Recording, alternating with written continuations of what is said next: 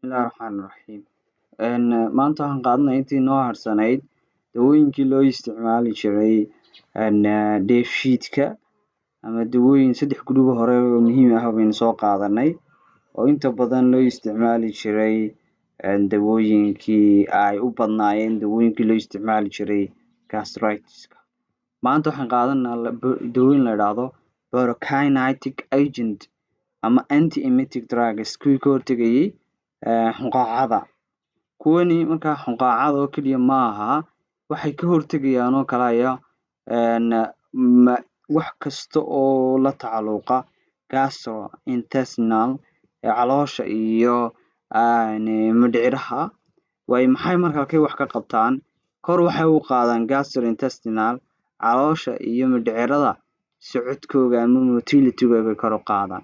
Iyagoo markaa haddii maxaa markaa kor u qaada inay caloosha iyo inay dhaqaaq samayso. Tusaale muscle contraction baa la samaynayaa ama waxaa la samaynayaa muruq ayaa la dhaqaajinayaa. Hadduu muruqu istaago caloosha halkay istaagsanaataba dee waxa dhacaysa qofkii inuu buuxsamo uu dheregsanaado. Qofku inuu markaa yalaalugo dareemo. Inuu tusaale marka aad adigu dheregto oo ciidaasoo cunto cunto ama aad cunto sharaab badan haddaad istiraahdo isku qasab marka dambe waad soo hunqaacaysa. Waayo waxa calooshii baa joojisay in ay muscles-keygii ama muruqyadoodii dhaqaaqaan. Micnaha way buuxsantay weeyaan oo markaa wax kale uma baahnid. Tabnikadii unbaa calooshoo maran ayuunbaa imika is odhanaysa oo matalaadun bay is odhanaysaa waad buuxdaa.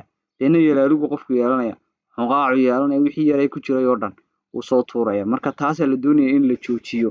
In kor loo qaado motility-ga socodka iyadoo marka increasing kor loo qaadayo acetylcholine waxa weeyaa waa wax maado laga soo daayo oo laga soo daayo markaa taasoo markaa kor u qaada inay ay motility-ga ama dhaqaaqa caloosha iyo intestinal-ka ay kor u qaado. Taasaa muhiim ah. Waayo drug list-ga dawooyinkayga waxaa ku jira metoclopramide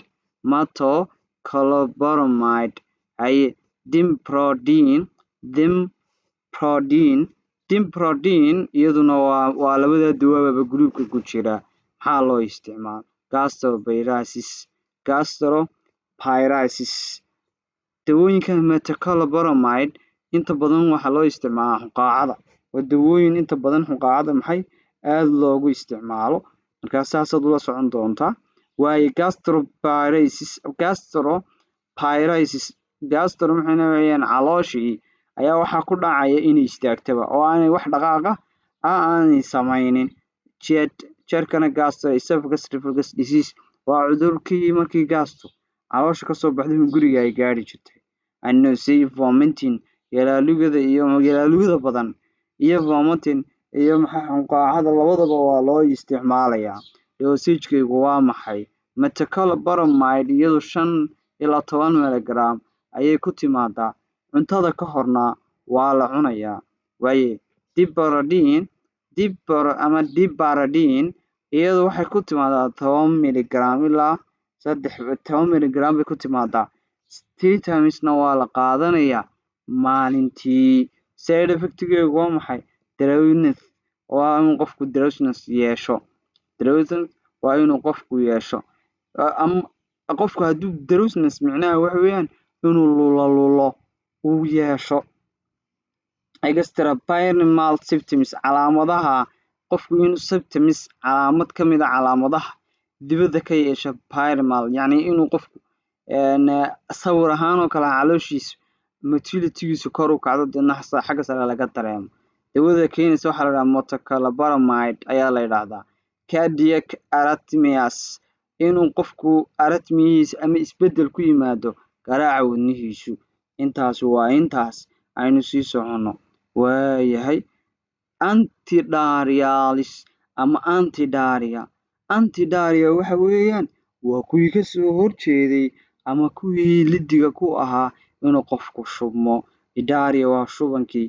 Dawooyinkii loo isticmaalayay diarrhea-da ama drugs of diarrhea ama diarrhea of drugs waa dawooyinkii loo isticmaalayay shubanka. Reduce maxay hoos u dhigaan intestinal motility or absorption toxic fluids.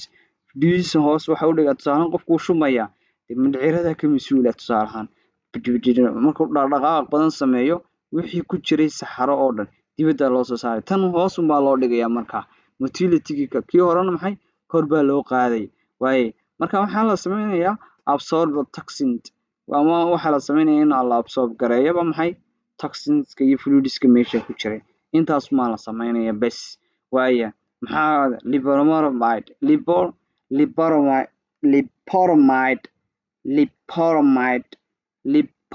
inaad ku yar celisaa jecelahay liporamide-ku inta ugu badan waa la isticmaalaa waxa loo isticmaalaayo inta badan ku aragtay waxaa la yidhahdaa waa kiniinka xinjiriga tusaalahaan oo kale hooyooyinku waxay yidhahdaan waa kiniin xinjiriya kaasi aad u isticmaalaan hooyooyinku waayo basmet subsilicate ama basmet subsilicate noocani oo isagu mid ka mid ah kuwa loo isticmaalo in caloosha lagu iibsado basmet subsilicate ka ku yar celiya subsilicate waaye acute chronic diarrhea waxaa loo isticmaalaa maxay acute iyo chronic diarrhea labadaba waa loo isticmaalaa qof imika shumaya iyo mid weligii la-aan jira shubanka labadaba waa loo isticmaalaa dosage-ka ku yimaadaan waa 4 miligram kan kalena wuxuu ku yimaadaa 224 ku yimaadaa basmet subsilicate waayahay basmet baa inta badan loo yaqaanaa basmet ayaa inta badan loo yaqaanaa maadaama generic name-kayga aada loo isticmaalo side effect-ga waa maxay constipation calool istaag abdominal cramps inuu qofku caloosha ka dareemo in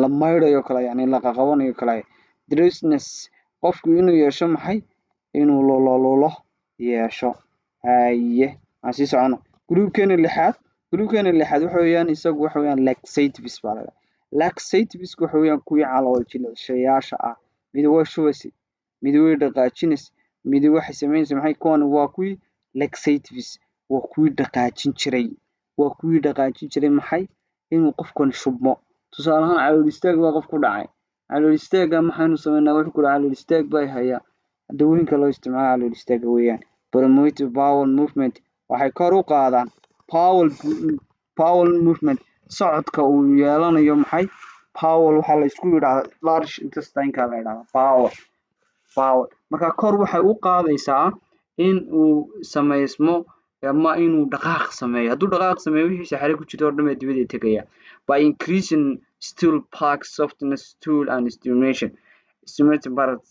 peristalsis iyagoo kor loo qaadayo stool bulk-ga xaddiga markaa meesha ku jira iyo softness stool in laga dhigo soft sidoo kalena stimulation in lagu sameeyo peristalsis-ka sida uu soconay peristalsis-ka waxaa la yidhaahdaa tusaale ahaan kale waxaa la doonaya socodka peristalsis-ka waxaa la yidhahdaa markuu mindhicirku ama gurigeenu markuu cuntada dhex marayso waxaa la yidhahdaa peristalsis buu sameeyaa mindhicirkuna peristalsis waa habka uu saaro saxarada dibadda ugu saaro marka kor baa loo qaaday stimulation baa lagu sameynaya inuu saaro saxarada muxuu ahaye large intestine-ku ama mindhicirka weyn inta badan dawooyinka loo isticmaalo bulk form waxaa loo qaybiyaa groups baa loo qaybiyaa qayb la yidhahdo bulk forming osmotic stimulating iyo stool softness maxay kala yihiin kuwan bulk forming waxaa la yidhahdaa meesha waxaa sameynaya xaddi badan baa imanaya deedna xaddigaa badan saxaree ku jirta ayaa waxaa la sameynaya maxay in lagala baxo oo la nuugo absorption lagu sameeyo osmotic waxaa la yidhahdaa in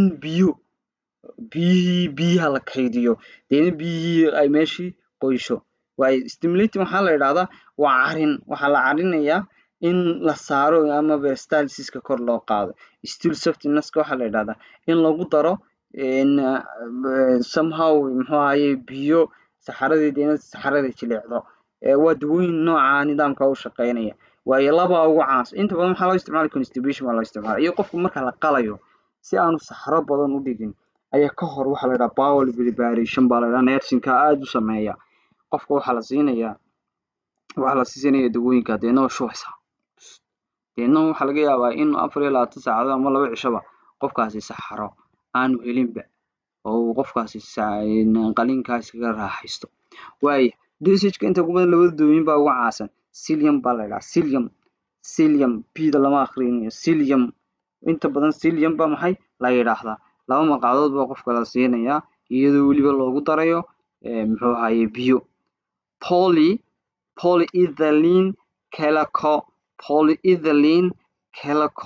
Polyethylene calico 17 gram bay ku timaadaa waxaana lagu qasaa maxay biyo ayaa lagu qasaa. Waayahay sidoo kalena side effect-ga abdominal cramps bay leedahay calooshu inay qofka casirto daariyo qofku shuban buu yeelanayaa waaba qasabtay waan u baahanahay electron imbalances waxa weeyaan in la saaro macdanooyinkii jirka ugu badnaayo aynu absorb gareyn lahayd in qofku ay electronadiisu wax ka dhinaadaan. Electronsku waxa weeyaan macnaha macdanaha jirkiisa ku jira in wax ka dhimaan maadaama qofkani saxaradii la saarayo waa la nuugeyn. Waayo dawooyinkan waxaa la yidhaahdaa anti-emetic drugs baa la yidhahdaa anti-emetic drugs. Haddaan hore kusoo sheegay kuwan baa rasmi ah kuwani waa kuwii rasmiga ahaa ee loo isticmaalayay in yalaalugada iyo fomantika loo isticmaalo. Blocking receptorska waxay xidhaan kuwan maxay halkay ka qabtaan block receptor waxay xidhaan receptor bay xidhaan kuwa involved kaasoo la tacalluqa in nausea iyo vomiting wuxuu la tacalluqaa yalaalugada iyo maxay hunqaacada ayuu la tacalluqaa. Maxaa ka mid ah receptorada dopamine serotonin histamine saddexdaas ka mid ah receptorada. Drugs waxa ku jira aldosterone methylcobalamin ma horena way soo dhiganay bromothazine methylcobalamin endestrone waa useska inta badan loo isticmaalo waxa weeye nausea vomiting waxaa loo isticmaalaa in meesha loo isticmaalo yalaalugada iyo hunqaacada. Sidoo kalena waxaa loo isticmaalaa maxay chemotherapy waxaa loo isticmaalaa surgery marka surgery qofku gelayo kalaaya motion sickness-ka qofka waxa yalaalugada motion sickness-ka waxaa la yidhahdaa qofku walaco kalaaya waa loo isticmaali karaa. Waayo aldosterone iyo bromothazine labadaas ay kasoo qaadanaa waxay ku yimaadaan 4 milligram ilaa 8 milligram qofku 8 saacadood ba wuxuu qaadanaya hal mar. Sidoo kalena kun kale wuxuu qaadanaya every 4-6 hours buu qaadanaya bromothazine-ta. Waayo side effect-ga drowsiness bay leedahay. Drowsiness waxa weeyaan qofku inuu yeesho trahay lulo kalaaya ama inuu yeesho qofkaasi lulo yani mararka qaarkood iska seexdaba isagoo loogu talagelin ba inuu seexdo. Waayahay waxa groupkeena sideedaad antispasmodics imkan waxa groupkan waxa ku jira groupkii la oran jiray qayb ka mid ah way kaga jiraan groupkii la oran jiray buscopan bahalkii caanka ahaa. Waayo groupkan muxuu taraa relaxing smooth muscle in the gastrointestinal tract wuxuu ka dhigaa tusaalahaan oo kale wuxuu kani ka hortagayaa in uu dhaco contraction macnaha inuu dhaco tusaalahaan casiraad baad leedahay casiraada dadku waxay aad u isticmaalaan buscopan baa casiraada iga binayo koranaya muxuu ka dhigaa muscle bila awood ka dhigayaaba. Dawooyinkan wuxuu kasoo horjeedaa dawooyinkii hore aan soo qaadan. Waayo qaarkood oo motility-ga aad u carin jiray. Waayo relaxing wuxuu ka dhigayaa smooth muscle uu ka dhigayaa mid kala baxsan oo aan shaqaynayn oo noqonayn mid urursan ama mid isqabanayo contraction sameynaya. Drug list-ga maxaa ku jira waxaa ku jira dawo la yiraahdo dicycloamine iyo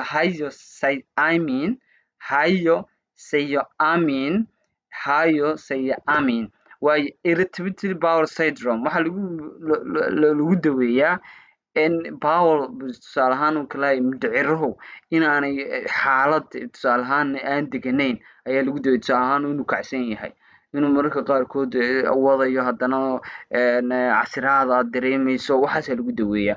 Hadduu qabanayo ku qabanayo kala muscle-ska ku yaala caloosha weliba smooth muscle-ska ku yaala intestine-keena ama mindhiciraheena kuwa ku yaala hadday dhaqaaq sameeyaan aan loo baahnayn waa loo isticmaalaya. Abdominal cramps inuu qofku maxay ka yeesho casiraad ama caloosha intan aagan oo uu ku jirto inuu ku yeesho. way dosage ku yimaadaan waa intaas ka ku yaala side effect-geedu waxa weeyaan muxuu ahaayey inuu qofku dry mouth afkiisu qalanaado, proficient inuu qofku uu yeesho inuu qofku hard ka galo aragtidiisa, urinary retention inuu qofku urinary retention yeesho macnaha mescalskii haddii la sameeyey inuu qofku tusaale ahaan kaadidiiba ay kasoo qubataba taana waa lagu arki karaa. waayahay groupkani waxaa la dhahdaa marka tusaale ahaan qof gastritis laga daweynayo inaga ka faa'iidaysana gruubyadii hore waxaa la isugu daraa dawooyin badan 3 dawooyin baa la isugu daraa dawooyinkaas halkay ka yimaadeen waayo antibiotic for H pylori education education baa waxaa lagu sameynaya education macnaha waxa ka saaris meesha in laga saaro H pylori waxay sababi jirtay gastritis-ka maxay doonaa antibiotics-ka loo isticmaalo in meesha lagaga saaro maxay H pylori ama bacteria-da sababta inta badan gastritis-ka sababta ama caloosha ku nool waayo mechanism of action waa maxay inay dilaan H pylori-ga ee ku jirta waliba caloosha intaas ma la doonaya waayo marka maxaa la sameeyaa drug list-ga inta badan loo isticmaalo waa amoxicillin, clarithromycin iyo metronidazole iyo tetracycline macnaha intaas loo isticmaalaa marka la doonayo in qofka la daweeyo tusaale maxaa loo daweeyaa peptic ulcer disease nabarada caloosha qofku ku yeesho ayaa loo waliba maxay la xiriirinayo H pylori-ga ay keento bacteria-daas H pylori-ga la yiraahdo way dosage-ka inta badan lagu qaato waxay therapy baa lagu qaataa tusaale ahaan BBI-ga mid BBI-ga soo garanaysaan proton pump inhibitors-ki mid kamid ah la soo qaadan tusaale ahaan imbrasol bay soo qaadan clarithromycin antibiotics iyo amoxicillin iyo antibiotics labadaas la isku daray mid waxay dilaysaa BBI-gu waxay sameynayaan ama proton pump inhibitors-ku pumpkii ICD soo deynayay bay xirayaan labadani waxay ka adeeganayaan ama ay la dagaalamayaan maxay bacteria-dii meesha ku jirtay deedna therapy baa la dhahaa 3 dawooyin baa qofka loo qoraa 7 cisho ama 14 cisho loo qoraa side effect-ga inta badan leeyahay waxa weeyaan nausea, diarrhea iyo maxay antibiotic resistance tusaale ahaan kale in antibiotics-ka lala qabsado oo la yiraahdo antibiotic resistance inta badan nausea, diarrhea waxaan ku naqaanay waa side effect-ga lahayn jireen kuwii maxay